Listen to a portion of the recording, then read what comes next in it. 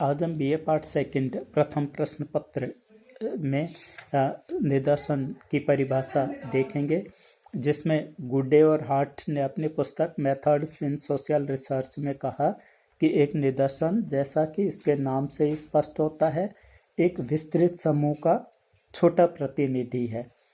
Be young का भी कहना है कि संपूर्ण समूह या योग का एक लघु चित्र है, वो एक निदर्शन कहलाता है। जैसे पूरी फिल्म का एक टेलर होता है, एक सूक्ष्म भाग होता है, वो एक तरीके से निदर्शन कहलाता है।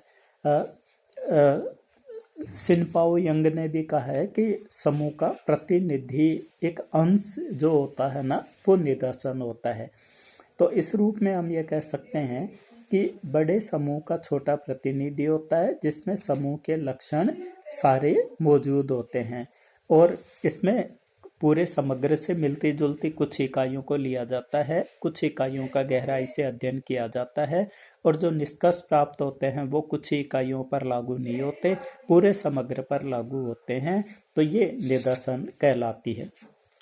अब कुछ आधार होते हैं, मान्यताएं होती है निदर्शन का चयन करने के लिए, जिसमें पहला तो ये कहा गया कि पूरा जो समग्र या क्षेत्र होता है उसमें सजातीयता होनी चाहिए, समरूपता होनी चाहिए, उसमें ज़्यादा विविधता नहीं होनी चाहिए।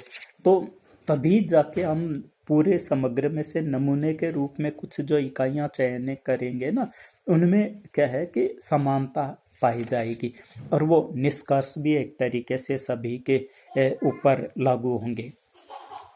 दूसरा है इसमें प्रतिनिधित्व पूर्ण चुनाव की संभावना।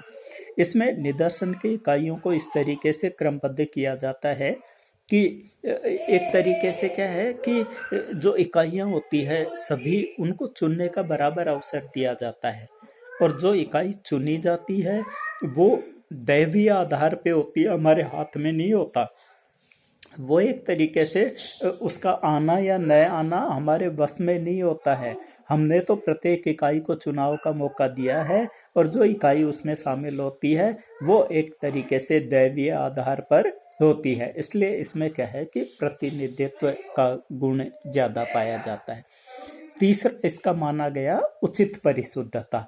तो हालांकि 100% तो कोई भी निदर्शन समग्र का प्रतिनिधित्व नहीं कर सकता, फिर भी इसमें पर्याप्त मात्रा में परिशुद्धता पाई जानी चाहिए और इसमें इकाइयों की संख्या ज़्यादा हो और इसलिए क्या है कि वो उनका प्रतिनिधित्व कर सके और जो निष्कर्ष निकाले जाते हैं ये वास्तविक स्थिति का एक तरीके से सही रूप में प्रतिनिधित्व कर सके।